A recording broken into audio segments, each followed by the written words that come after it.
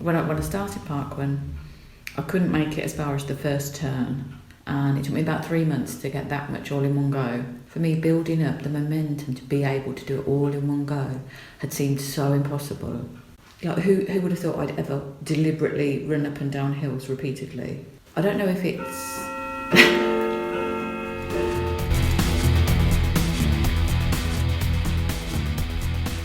Hi, my name is Michelle Lewis. 10 years ago, you'd have been lucky to see me run to the end of the road. These days, running is second nature to me. From marathons to park runs to putting my own running group through their paces.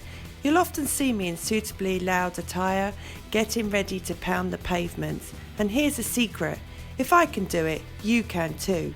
There's so many wonderful and inspiring stories in the world of running.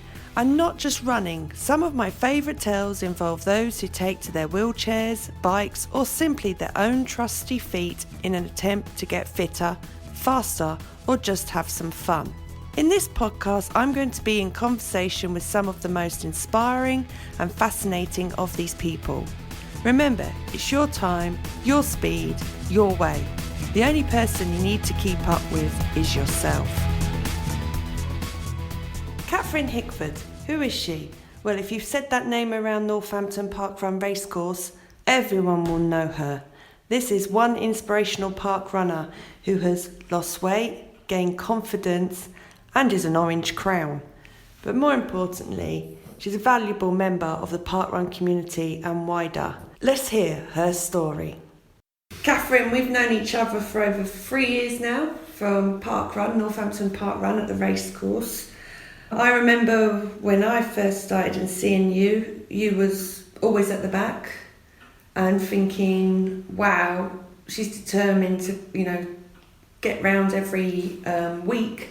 And you looked like you was power walking, but you did have some weight on you, being honest, at the time. Yeah, I was 21.5 stone at my heaviest. And it's interesting, like you say, back then, it was... Once I'd been doing it sort of good 6 months, you really noticed a change with particularly the fastest runners, because you were lapped by so many people at that back then.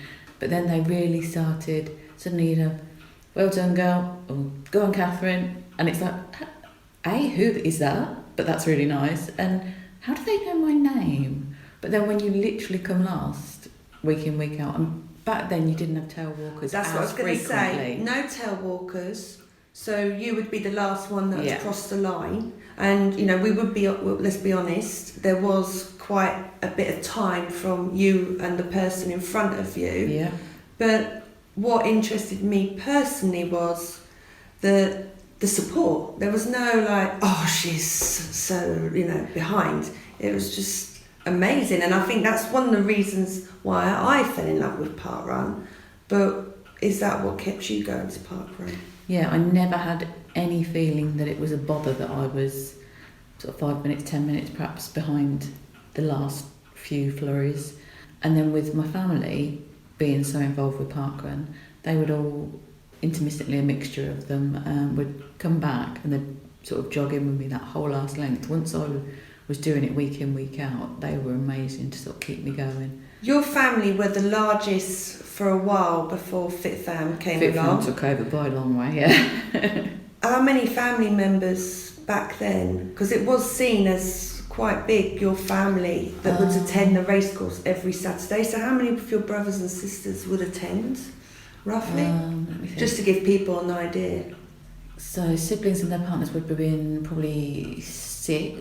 But their children start at my age because I'm the youngest of 8. And do you mind saying how old you are I'm roughly? I'm 40 at the moment. 41 later this week, and there's 22 years between the eldest and youngest.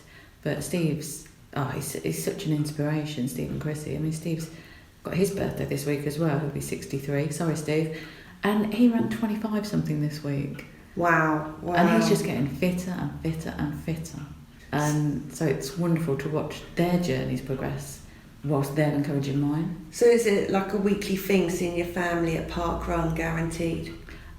For me, it really brought us all closer together again, because there's so many of us, you can be close to a couple, but with 8 of you, if you literally thought, oh, I'll go around to their house this weekend and then I'll go to the other ones the next, it would take 2 months to have called in on everyone. And so distance then necessarily sort of it brought creeps back, in. gave you connection, continued connection. Parkrun sort of brought family as well as friends to me. So.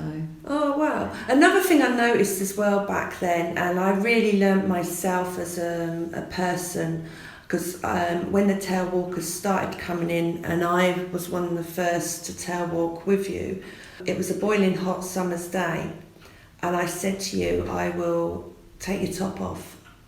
Because you had too many layers on, to me, and I'll hold it so you can just focus moving forwards. But you surprised me and said that you have a condition, if you'd like to share. Yeah, I have fibromyalgia, and it's quite a complicated condition, and it affects people in different ways. It's most characterised by widespread body pain and exhaustion. I get a lot of pain in my arms, particularly at the moment, which is why you'll rarely see my arms out. I think in the absolute 30-degree evenings we had, I wore a vest once last year. Yeah, to train it. And you wore shorts. Huge to me. Yeah, and shorts a few times, which is really a big deal because so I can feel the heat, but I struggle to maintain my body temperature. And so some people that struggle with temperature with it, the condition, I have a friend who's always hot. So she uses freeze sprays and things to help when she's in pain, but I'm always cold. So I get the sort of opposite problem, and I, especially when I was bigger, but still now, as you know, I'm very sweaty after exertion. And we're all there with you. And as soon as there's moisture on you, then if I stop, I'm cold. So even when it's boiling hot? Even when it's boiling hot. So I'll be as hot as you going round, but if I don't keep those layers on, the air on damp skin will mean I start to get cold, and even if I can tolerate it, it's the pain it will bring on later. So yeah, it can be frustrating sometimes because as soon as you get that hot patch each year, people will go, go on, show a bit of skin, and it's like, oh, I can't.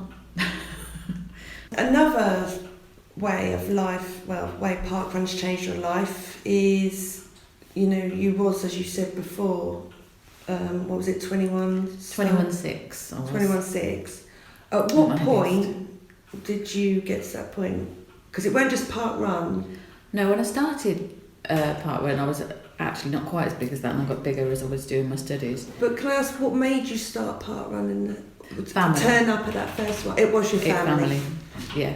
There was more and more of them doing it, and my sister Carol was going for trying for a particular milestone, and I wanted to support her because I worked Saturdays when they were originally doing it, and so I couldn't do it, and I used to go on a Monday by myself. So when did you start? Because the race course has been since 2012.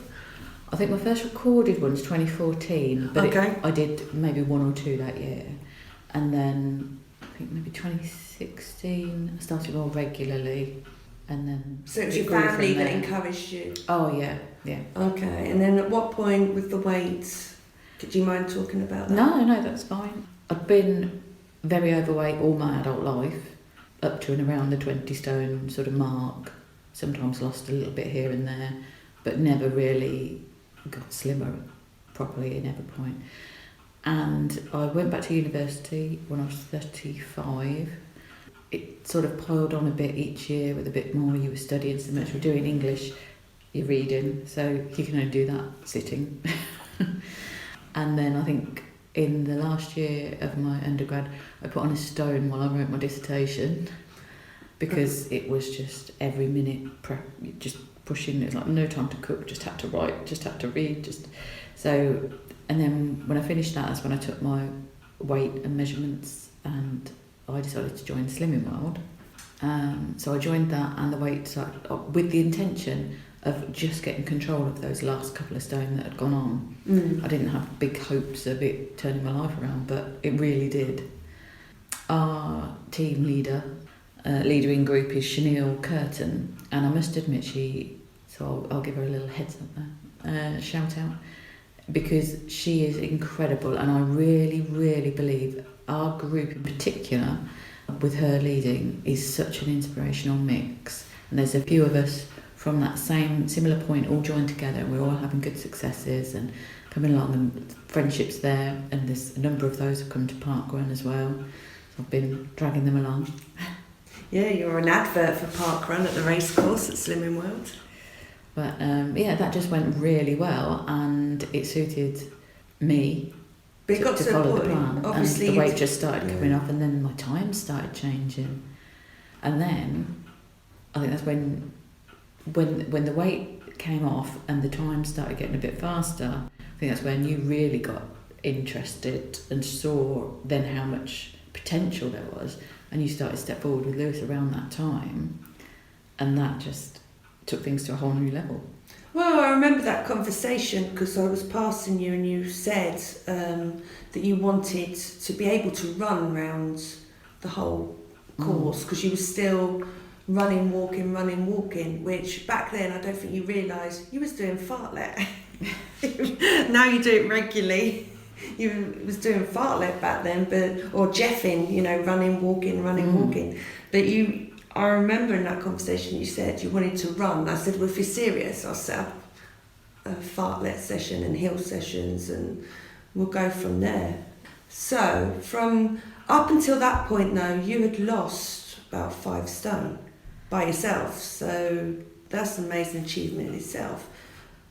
And you was only doing parkrun once a week. So exercise was only once a week at that point. It was all about diet. Yeah. It's a healthy eating plan with Slimming World, and then the only thing that's really down to you to control thereafter is portion control, and I think that's the only reason some people don't get on with it as well. So you've been doing the extra outside of parkrun through Step Forward Lewis, and even now you go for your own runs, for mental health, which we'll talk about later on. But so since then you've lost in over a year now 3.5 stone on top. Altogether, yeah, I think it's 8 stone 4.5. Yeah. Literally as of last week.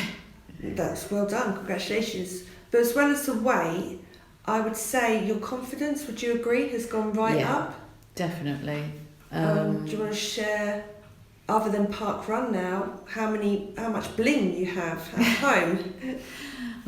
Got roped in. I have a sister who's very fond of her bling.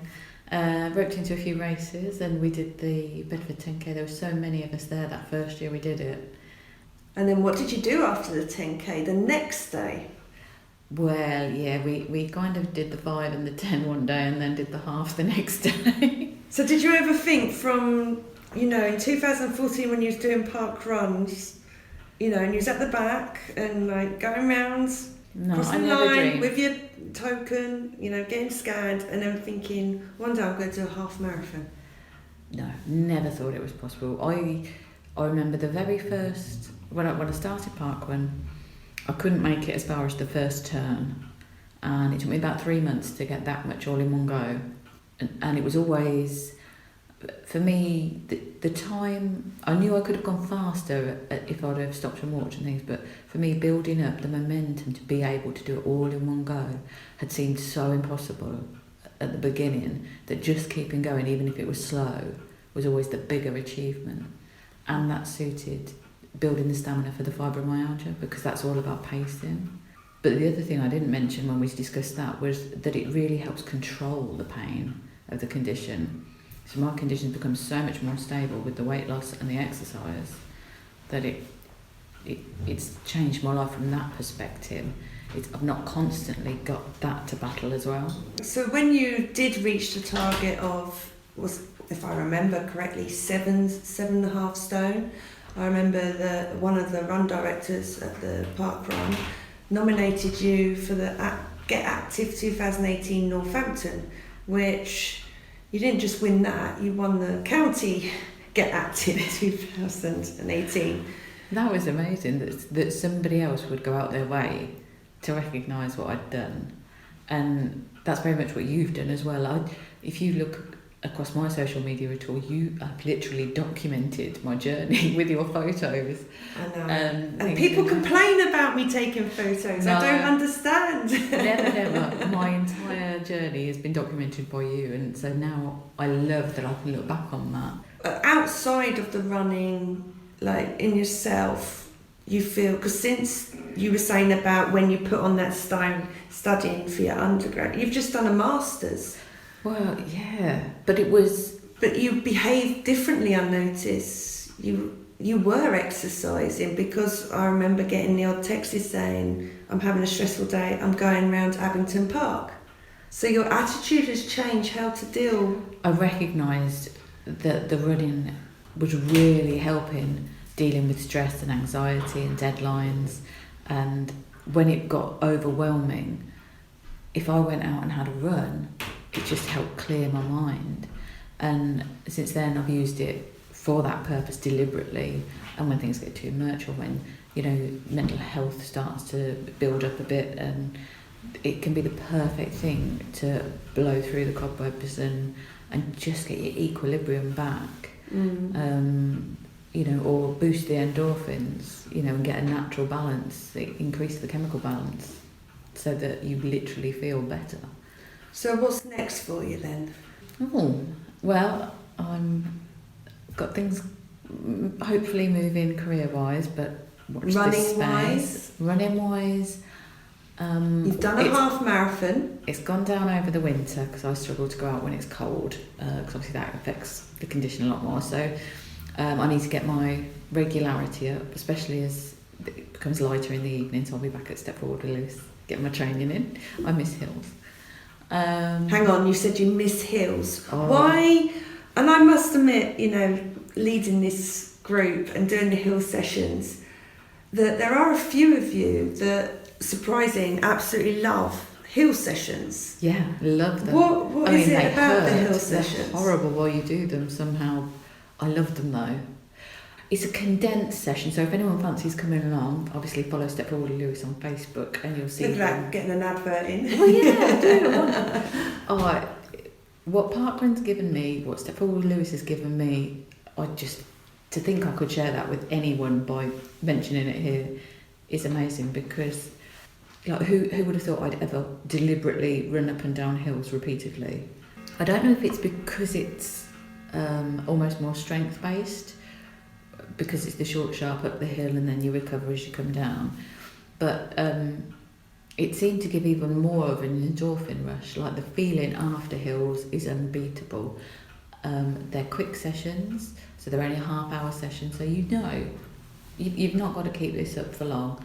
You just got, and you have the sort of little warm-up, cool down, so it's sort of condensed, which helps you keep going when it's really hurting. You don't want to run a bit again. Being short as well and being on a Monday, that it sets you up for the week, and then that's it, exactly. And you've exercised, so it just feels all round good. Yeah, it's brilliant. You started the week off, you've ticked the box for exercise, and you've got the mood going up on the high rider. What about friendships? I could never imagine that running would open doors to so many friendships. So there's everything from sort of casual nods at parkrun, from even the fastest people, that there's no way you'd ever end up running with them. Just the sort of camaraderie there is, and the training, sort of running up that hill over again. Yeah, you've got sort of like a respect for that person when they're doing it. We're all like in there together, and so you're all laughing afterwards. Oh my God, again! Or you forget how many we've done and try to make us do an extra one. The camaraderie is we bud together just to say, no, we've done enough. It's now. all about team building. I'd like to put that out there. But no, it's lovely to think that the running community would be my friends now. It baffles. And of course, we do the crowns. Yes, Northampton Crowns, which brings joy to parkrun when we tour. So from 2014 to now, you've lost like 8.5 stone.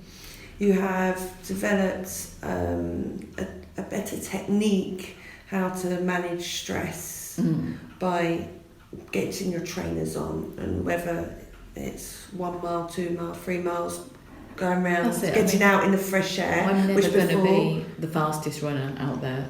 That's not going to happen. I will improve from where I am now, and I'd like to run a half marathon at some point this year. Because we overbooked our schedule, we knew all along there was going to be significant walking involved in the one we did last year, but I'd like to actually be able to run one. hopefully continue. You still, at the end of the day, 13.1 miles is still 13.1 miles. It is, It's and I'm better. very proud of that medal. Exactly, and so you should be. You're going to keep running. Oh, absolutely. Running. Keep running. Loved the route we did today down the canal. I can really see myself using that as a personal run. So if, way back then, if you hadn't put a pair of trainers on, what do you think your life would look like now? That's really interesting. Because I can't imagine not having running in my life now. And that's the last thing I would have ever said to you back then. It played such a key part in coping through just general life in the last few years, coping with the qualifying and the studying. I probably wouldn't have managed to go on to the Masters if I hadn't got good techniques around me for coping. I literally don't think I'd have continued with that. And the friendship base that I made with Slimming World and the running community and parkrun and Step Forward with Lewis, they were the people that dragged me through that last year, I can tell you now. Without running in there as well, I don't think I'd have got there. And the people that running has brought into my life and the closeness that's, evolved in the family relationships as well. It all started getting better with parkrun. It turned my life around in so many ways, and I will always be grateful, always. And that's why I think it's really important that people do volunteer at parkrun as well, and they pay that back. Like my purple volunteer shirt that you get for free from parkrun when you've done 25 volunteering roles, that shirt I am the proudest of. Much more than the 100. I think I'm up to about 164 runs now, so you don't get another shirt till 250, do you? But even that purple 25 shirt, that's the one I'm proudest of, because I get to give back, because I'll never be able to repay what it's given me.